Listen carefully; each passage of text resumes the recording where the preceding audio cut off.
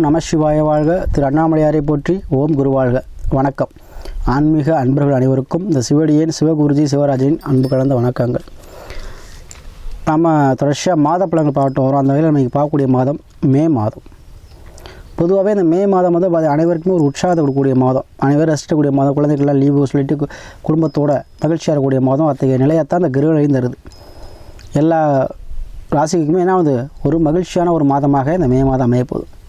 தொழில் ரீதியாகவும் சரி, உத்தியோக ரீதியாகவும் சரி, பண கஷ்டம் இருக்கவங்களும் சரி, வறுமையில் இருக்க சாமி கடன் அடைக்க முடியல, லோனில் இருக்க ரொம்ப கஷ்டப்படுறேன், எது செஞ்சாலுமே வந்து தடையாகவே இருக்குது, எது செஞ்சாலும் நமக்கு ஒரு வாழ்க்கையில் வந்து ஒரு பிரச்சனையாகவே இருக்குது அப்படின்னு சொல்லிட்டு இருப்பீங்க. அவங்களுக்கெல்லாம் ஒரு விடிவு காலம் பெறக்கூடிய மாதமாக இருக்கும். ஏன் அப்படின்னு சொன்னால் இதில் குரு பயிற்சி ஆகிறார். இந்த மே மாதம் குரு பயிற்சி ஆகிறார். அப்போ குரு பயிற்சி ஆகும்போது கண்டிப்பாக எல்லாமே உங்களுக்கு சக்ஸஸ் தான் முடியும். ஏன்னா குருவர்கள் தான் திருவருளே இருக்க முடியும். குருவர்கள் யாருக்கெல்லாம் குருவர்கள் இருக்கோ அவங்க கண்டிப்பாக எந்த பிரச்சனையும் சமாளிச்சிடுவாங்க. ஜாதகத்தில் குரு பார்த்துட்டாருனாவே எந்த தோஷமாக இருந்தாலும் விளைகிறோம். அத்தகைய நிலையில் உள்ள பகவான் தான் குரு பகவான்.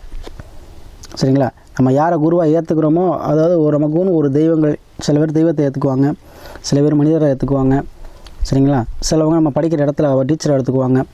ஸோ அவங்க நமக்கு நன்மை செய்யக்கூடியவங்க. அந்த நன்மை செய்யக்கூடிய கிரகம் இந்த குரு பகவான். எதையும் வளர்த்து விடக்கூடிய கிரகம். அப்போ நம்ம யாரை குருவாக அவங்க நம்மளை வளர்த்து விடுவாங்க. அப்போது நமக்கு கிடைக்கக்கூடிய பாக்கியம் அனைத்தையும் கொடுக்கக்கூடிய கிரகமாக குரு வருகிறார். அந்த மே மாதம் அனைவருக்குமே நன்மை செய்யக்கூடிய மாதம். அதே இதில் இப்போ சிம்மராசி அடையப்போகுது.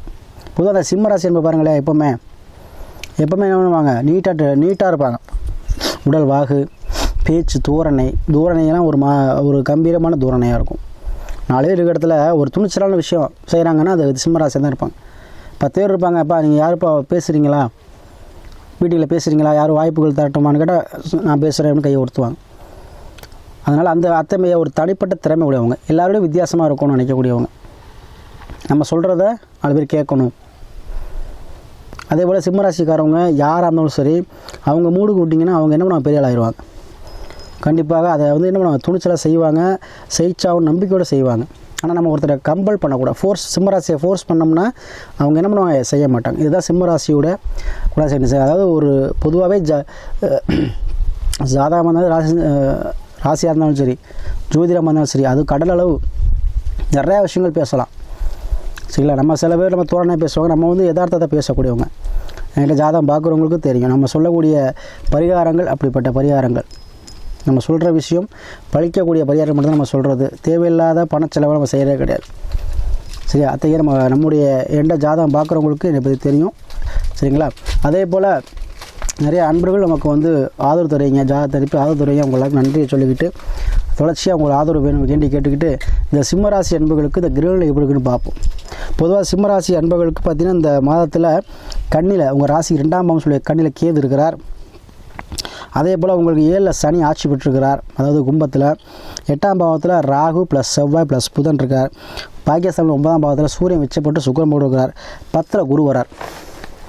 தொழில் ஸ்தானத்துக்கு குரு வரார். சரிங்களா? அவங்க 10லேருந்து என்ன பண்ணுவார், வருமானத்தை சார்ந்த 2ஆம் பாவத்தையும் அதாவது கடன் பிரச்சனை உத்தியோகம் சொல்லக்கூடிய 6ஆம் பாவத்தையும் பார்ப்பார். 5ஆம் பார்வையாக உங்களுக்கு என்ன பண்ணுறார், தனம் வாக்கு குடும்பம் சொல்லக்கூடிய இடத்தை பார்க்குறார். 9ஆம் பார்வையாக உங்களுடைய என்ன பண்ணுறார், உத்தியோகம் சார்ந்த பேசுகிறார். அப்போது இந்த மாதம் தொடக்கத்திலே மே மாதம் என்ன அவங்களுக்கு வருமானம் அதிகரிக்க போகுது. தனம் வாக்கு கல்வி குடும்பம் இது எல்லாமே 2ஆம் பாகம். அப்போ கொடுத்த வாக்கை காப்பாற்றிடுவீங்க. சில பேர் சொல்லுவீங்க, சாமி நான் ஒருத்தருக்கு வாக்கு கொடுத்துட்டேன், ஒரு கடன் வாங்கியிருந்தேன், இல்லை ஒரு விஷயம் சொல்லியிருந்தேன், நான் சப்போர்ட் பண்ணி சொல்லியிருந்தேன், அதனால் கொடுத்த வாக்கு காப்பாற்ற முடியாமல் போயிட்டே இருக்குது அப்படின்னு சொல்லிட்டு இருப்பீங்க. அவங்களாம் இப்போ இந்த மாதம் நீங்கள் கொடுத்த வாக்கு காப்பாற்றிடுவீங்க. அதாவது கடன் நீங்கள் வாங்கினா அதை அடைக்கக்கூடிய சூழ்நிலை இருக்கும். ஏன்னா வருமானம் சார்ந்த விஷயம் லாபம் வரப்போகுது. எப்பவுமே குரு பகவான் 2ஆம் இடத்தை பார்க்குறது மிக சிறப்பு. குடும்பத்தில் பிரச்சனை, குடும்பத்தில் சண்டை, வருமானம் இல்லை, 10 ரூபா வருமானம் இருந்தால் 20 ரூபா செலவாகுது, இந்த மாதிரி பழமிட்டவங்களுக்கு வருமானத்தை அதிகரிக்கக்கூடிய தன்மையை இந்த குரு பகவான் கொடுப்பார். சரிங்களா? அதே போல் கல்வி, யாரெல்லாம் இந்த கல்வியில் வந்து படித்து பாஸ் பண்ண முடியல, படிப்பே வரலங்கிறவங்களுக்கு இந்த மாதிரி நல்லா அருமையாக படிப்பீங்க. இந்த ஒரு காலமே அப்படி எடுத்துக்கலாம். இல்லை சாமி நானே இங்கே படிப்புக்கு நான் நான் பள்ளிக்கூடத்துக்கே ஒதுங்க மலை கூட ஒதுங்கினதில்லை, நானாக படிப்பேனா, நீங்கள் படிக்காட்டி உங்கள் பிள்ளைங்க படிப்பாங்க. சரிங்களா? அதனால் இந்த குடும்பத்தில் உள்ள பிரச்சனை தீருங்க. வருமானம் சார்ந்த வச்சுருக்கிறோம்.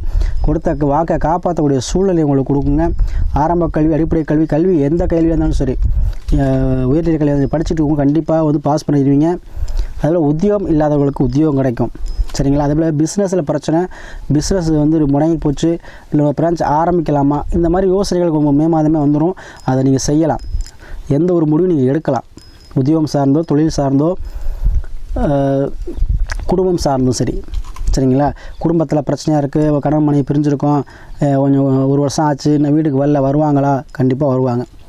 ஏதோ ஒரு வகையில் குருவருள் மூலமாக வருவாங்க. ஏதோ ஒரு ஆன்மீகத்தில் இருக்கக்கூடியவங்க யாரோ ஒரு வகையில் உங்களுக்கு அந்த நிவர்த்தி செஞ்சு அவங்க ஒன்று சேரக்கூடிய வாய்ப்புகள் அதிகமாக இருக்கும். அதே போல் தொழிலில் இருந்த முடக்கங்கள் தீரும், தொழில் இருந்த பிரச்சனை தீரும், தொழில் இருந்த போட்டி பொறாமைகள் தீரும். அதாவது அதே போல் பார்ட்னர்ஷிப் கூடிய கருத்து வேறுபாடு வந்திருக்கும், அதனால் பிரச்சனை இருந்திருக்கும், அதெல்லாம் இப்போ சுமூகமாக தீரும். ஒரு மதிப்புமிக்க ஒரு பெரியவர் மூலமாக, ஒரு தலைவர் மூலமாக ஏதோ ஒரு வகையில் உங்களுடைய அந்த பிரச்சனை தீரக்கூடிய மாதமாக இந்த மாதம் இருக்கும். அதே போல் இதில் சனி ஆச்சிருக்கும் போது கண்டிப்பாக இப்போ குரு வரலும் வந்துருச்சு. கண்டிப்பாக உங்களுக்கு திருமணம் சார்ந்த சில பிரச்சனைகள் தீருங்க. 8ல் ராகு ப்ளஸ் எதிர்பார்க்காத ஒரு அதிர்ஷ்டம் கண்டிப்பாக அவ்வளோ காத்துட்ருக்கு. லாட்ரி யோகம், ஏதோ ஒரு வகையில் யோகமான ஒரு செய்தி, நல்ல ஒரு செய்தி, எதிர்பார்க்காத ஒரு தன வரவு, எதிர்பார்க்காத ஒரு அதிர்ஷ்டம் கண்டிப்பாக கிடைக்கும். ஏதோ ஒரு வகையில் அது லேண்டாக இருக்கலாம்.